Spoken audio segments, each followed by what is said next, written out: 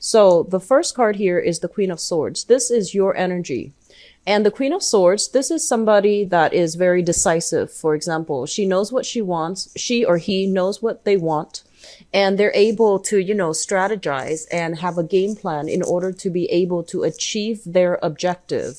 When you're showing up in the reverse position, it basically indicates to me a situation where you're feeling a little bit stuck. You're feeling a little bit unsure, with a little bit of a topsy-turvy type of energy. On the one hand, you want to implement new changes and to steer your life in a very positive direction. You want to move ahead and you want to forge a new path for yourself. On the other hand, there are situations surrounding your environment that's not allowing you to do so.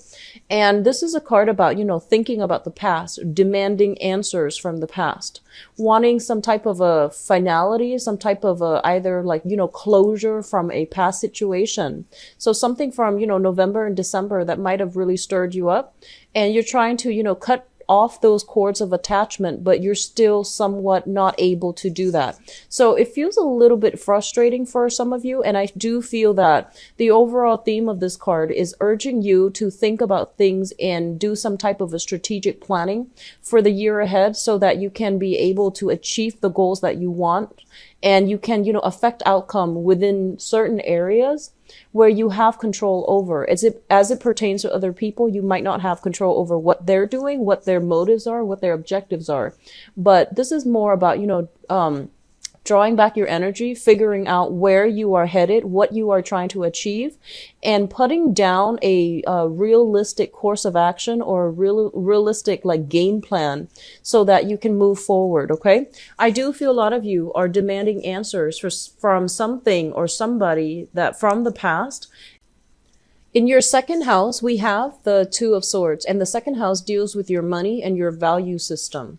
So the Two of Swords is waiting on a decision as it pertains to money, financial, windfall, financial outcome. So this is like waiting on a result from another, like a decision that is made by another person or a decision that is made regarding your financial situation, waiting for a raise, waiting for a promotion, thinking about shifting jobs and not really sure whether or not you should grab new opportunities as they come in.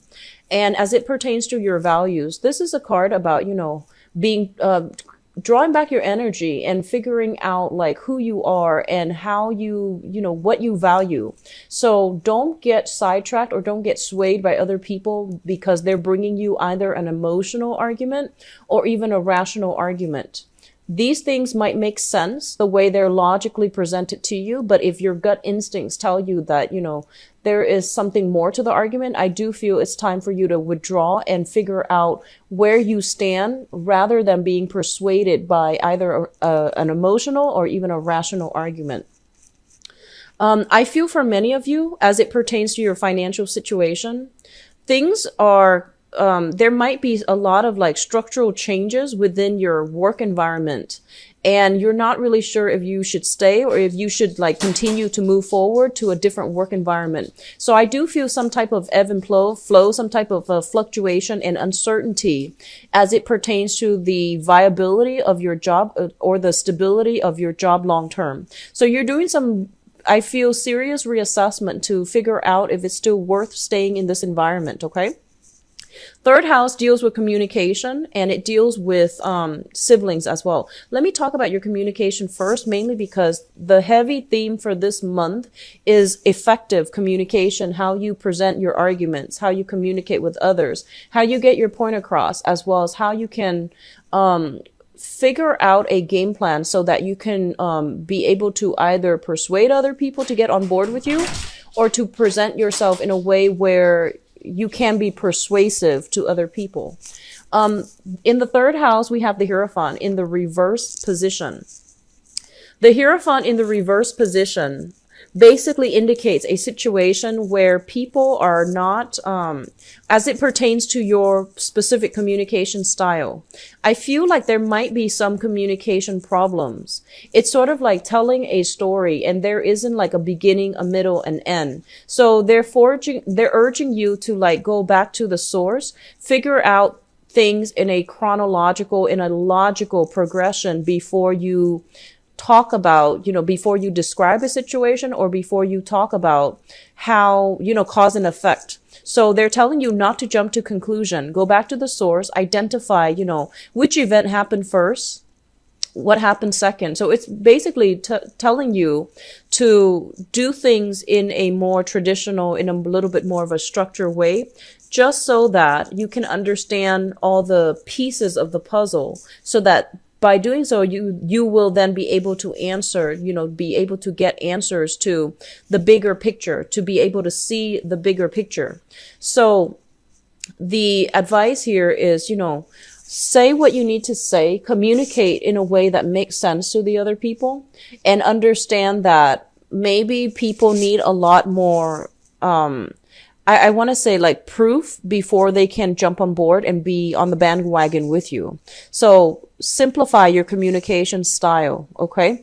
And, I guess like having a layout, having a little bit of a game plan when it comes to communication is going to be a lot better in your favor. The Hierophant indicates some type of institution as well. And as it falls in your third house, the third house deals with siblings. So, I feel that a lot of you might be in situations where there might be some type of dysfunction within the household environment that you grew up in. There might have been some type of non-traditional family. So, I do feel foster care system.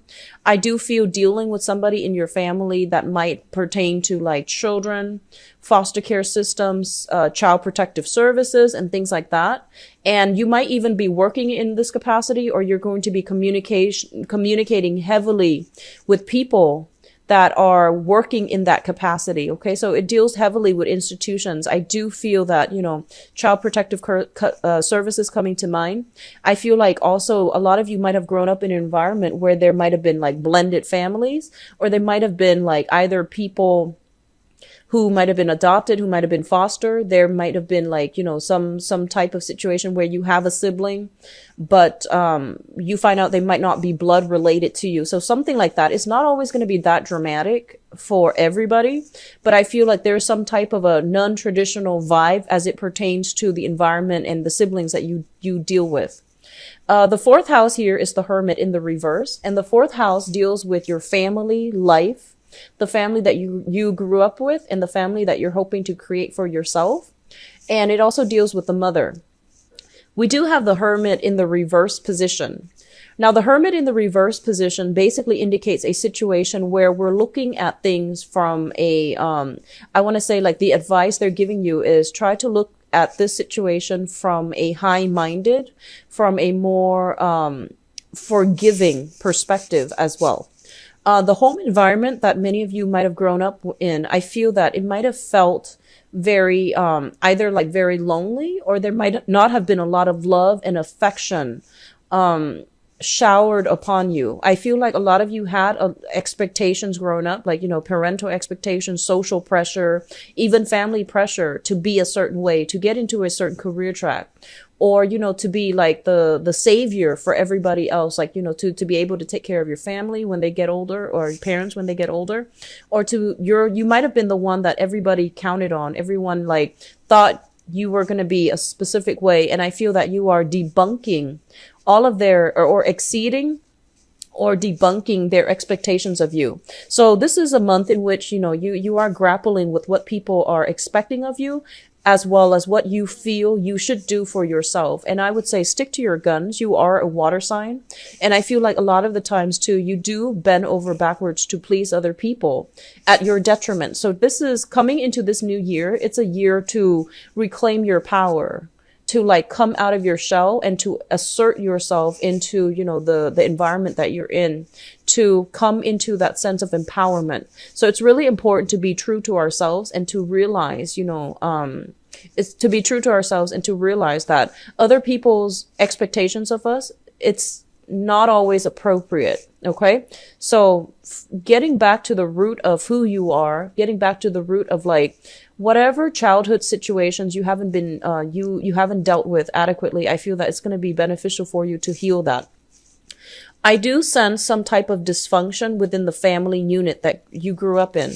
For example, I feel like some of you might have had like a mother figure that passed away at when you were a very young child, and you didn't grow up with that feminine, like I guess that feminine ideal within the family.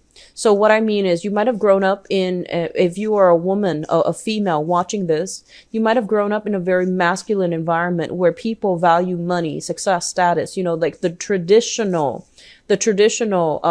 public image. And I feel that, the nurturing side, the emotional rapport that you have with other people, they might have been undervalued, underplayed in favor of more like success, status, prestige. So this is just something coming through for re-examination for this month. And it would be a good idea to try to rectify this situation and to figure, withdraw your energy a little bit and figure out what is it that you value, because I feel that you're hugely influenced by your environment growing up. And you might not have a very strong sense of like, what do I want as an individual? So we need to be a little bit careful here. Once again, I feel that a lot of you are easily influenced by the environment that you grew up in, and easily influenced by other people around you. So having a strong sense of self needs to happen first. Otherwise, we lose ourselves when we interact with other people. Okay, so for good or bad, but it's usually a negative thing. So just something to be careful about. Okay. Fifth house deals with fun, recreation, and creativity. We have here the Page of Pentacles, and the Page of Pentacles, I usually think of this as, money making endeavors, like small scale, low key types of creative activities that you can do if you're the creative type that can generate money for you. So I usually think of this as somebody who works with their hands. They can be they can be making jewelry, they can be, making purses. They do some type of creative activity with their hands. I do see like more visual arts, or even more like arts and crafts. So drawing, singing, even music. Drawing, singing, music. And I'm also seeing like people making things out of nothing in order to sell them. So a lot of you might be turning a creative project into an income generating endeavor. And I do feel money is going to start trickling in for you in that manner. So I do sense it's going to be a very, very good thing for you to do. As it relates to romance as well. With the Page of Pentacles, this is an earth sign, a Taurus, a Virgo, or a Capricorn. I feel that a lot of you, if you are single and, out on or even coupled up, there's a lot of dates coming through. There's a lot of like, people coming into, either solicit you to go out on a date, or they are bringing opportunities to go out and socialize. And I feel that, little gifts and trinkets for those who are coupled up and attached. Little gifts and trinkets that will make you feel quite good and stable about your relationship. If you are dealing with this person in a dating, social dating type of environment, this is somebody who's definitely interested in you. They have a lot to offer. They are very reliable. And I do feel like they put you on a pedestal. Okay. Earth sign, Taurus, Virgo, Capricorn, Sun, Moon, or Rising. If you're casually dating this person, I feel that there's a lot of like, going out, having fun, doing creative activities as well with this person. And I do feel for some of you, this might be your own child that you're doing some type of creative endeavor with. And then for others, it's somebody that you are, romantically involved with, like socially, lightly dating this person. In your sixth house, we have the sixth house deals with health. It deals with work. And it also deals with your daily routine, your daily activities, okay? We have the moon in the reverse position. So first of all, it's really important for you all to get a lot of sleep, okay? So I do see like this, transient energy, staying up very, very late at night, having your sleep schedule disturbed either because of noise or either because of something in your environment that's not allowing you to get restful sleep. Okay, so I do see as well, this is a health situation, and with the moon, it indicates some type of a respiratory, either like respiratory situation like asthma. I do see having allergic reactions, and I do see like something about, dry skin breaking out in hives. So, moisturizing, these basic maintenance things such as moisturizing, but I do see allergic reactions. I do feel, as well, weakened immune system overall where, allergies or allergens that might not have affected you in the past are now kicking up. Okay. So being careful, taking, proper antihistamine and things like that, or at least, keep yourself very moisturized and very lubricated, through the winter months for those of you who are living in the northern hemisphere. This is going to be something important as it pertains to your health. I do see respiratory situation too, asthma, and, I do feel asthma and I do feel allergic reactions. Okay. Not being able to breathe well, sinus infections, congestion and things like that. I do see the nasal passages. I do see the throat as well with this card. So just be careful about that. In terms of your work environment, and this is going to tie in with something a little bit later. So I'm just going to mention it right now and go back to it in a little bit. There is some reshuffling in your work environment. I feel that November and December, there might have been like a lot of things that were up in the air regarding if you're working for a company, for example. There might have been situations where there might have been mergers. There might have been a large droves of people leaving the work environment and a bunch of new people coming through. There might have been some shuffling as it pertains to the leadership in the work environment. And I feel that you're waiting for the dust to settle. There might have been a lot of new revelations coming through where you're trying to figure out like, do I continue to stay? Why is everybody leaving? If everybody's leaving, should I leave as well? Is something going to happen to the company? So I feel like if that energy came through for November and December, it is a really important time for you to just wait things out, wait for the dust to settle a little bit before you make up your mind. Okay. The moon indicates confusion overall. So it's not, if we're making decisions when we are confused, it's just not a good place to be. So just wait for the dust to settle a little bit. Okay. Now, 7th house looks very good. The 7th house deals with relationships and business partnerships as well. So relationships in love, in romance, and also in, business. First of all, in romance, we do have here the Knight of Cups. This is somebody coming through to offer a gift of love. Okay. They are offering themselves and it's shown up in the upright position, which indicates to me sincerity. It also indicates to me a very, very good energy for somebody who is genuine and who has a good heart. I do feel reconciliation as well coming through for some of you. And I do feel an energy where you are giving yourself to another person. You are offering yourself to another person, either making a gesture to show somebody that you're interested or to, or them to you. What I feel is this. I'm sensing that, for some of you, you're going to get some answers that you need from the past in order for you to just forget about it and just move forward. And what I'm also feeling with this card here is once you are able to move forward, there will be new suitors coming through. I do sense a lot of you might be dealing with another water sign. So a Pisces, a Cancer, or a Scorpio. But because you're also a water sign with you showing up in this position, I feel that, could just be a person. It doesn't matter the sign. They are making their feelings known and they are giving you some type of, I want to say an offer of love, friendship, and at least, dating. Okay. So there is a very, very good, prospective, like a person that is a very good prospect for dating. And that's going to be made known to you sometime this month. 8th house deals with joint finances. We do have the 10 of Pentacles in the reverse. And in the straightforward manner, this card is usually indicative of some type of a broken home. Divorce situation, people that were romantically involved together, they might have had lived in one space and now things are over. And so people are either moving in, moving out. You're dividing your assets between people and you are in a position where you're waiting on some assets to be divided up between you and another person. This is a card that also indicates to me generational wealth. There might have been some type of dispute regarding, as it pertains to like inheritances, divided up between siblings. And there might be some type of internal resentment. For example, somebody's getting like a specific share, somebody's getting a house, somebody's getting a car. And I'm feeling like there is an overall sense of disagreement it's not, I feel like, it can be quite serious for some and then very minor for others. So there's some type of generational wealth being divided up, and it creates a lot of confusion. It creates a lot of this concern about fairness, concern about justice overall as to how financial assets are being divided up, as well as inheritance is being divided up for some of you.